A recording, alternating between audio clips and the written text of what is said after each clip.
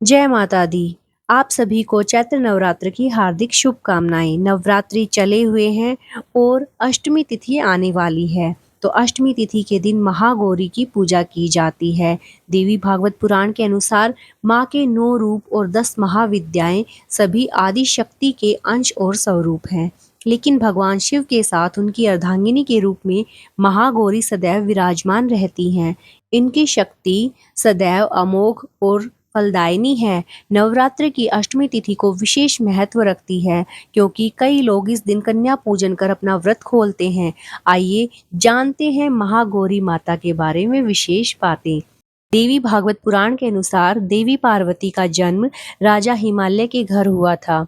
देवी पार्वती को मात्र 8 वर्ष की उम्र में अपने पूर्व जन्म की घटनाओं का आभास हो गया था और तब से ही उन्होंने भगवान शिव को पति रूप में प्राप्त करने के लिए तपस्या शुरू कर दी थी। अपनी तपस्या के दौरान माता केवल कंद मूल फल और पत्तों का आहार करती थी। बाद में माता ने केवल वायु पीकर तप करना आरंभ कर दिया। तपस्या से देवी पार्वती को महान गौरव प्राप्त हुआ था, इसीलिए उनका नाम महागौरी पड़ा। इस दिन दुर्गा सप्तशती के मध्यम चरित्र का पाठ करना विशेष फलदायी माना गया है। माता की तपस्या से प्रसन्न होकर भगवान शिव ने उनसे गंगा स्नान करने के लिए कहा।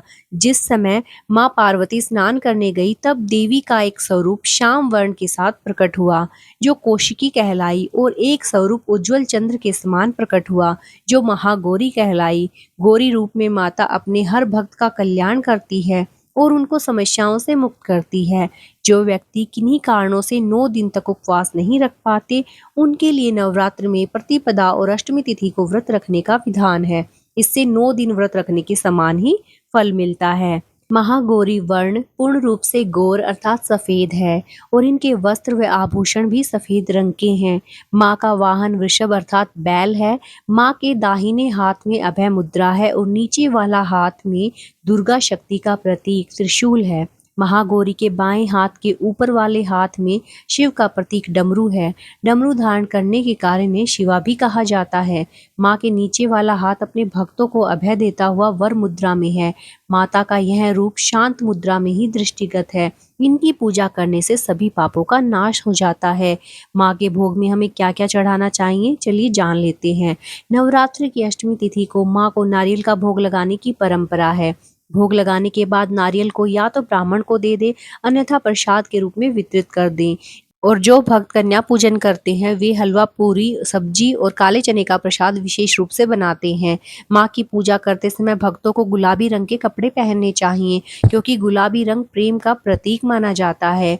और माता की पूजा करते समय महागौरी के मंत्र का भी उच्चारण करना चाहिए, जैसे श्वेते वृषे समारूढ़ा श्वेतांबरा धरा शुचि महागौरी शुभम दधान महादेव प्रमोददा या देवी सर्वभूतेषु माँ गौरी रूपेण संस्थिता नमस्तस्यै नमस्तस्यै नमस्तस्यै नमो नमः। इस तरीके से माँ गौरी की पूजा को संपन्न करें। जो लोग महाअष्टमी के दिन कन्या पूजन करते हैं वे उस दिन अपना व्रत का पारण कर सकते हैं। तो कैसी लगी आपको ये जानकारी? अगर आपको ये जानकारी अच्छी लगी है तो प्लीज़ मेरे चैनल को लाइक, सब्सक्राइब और शेयर कीजिए। जय माता दी। माता महागौरी की कृपा आप सब पर बनी रहे।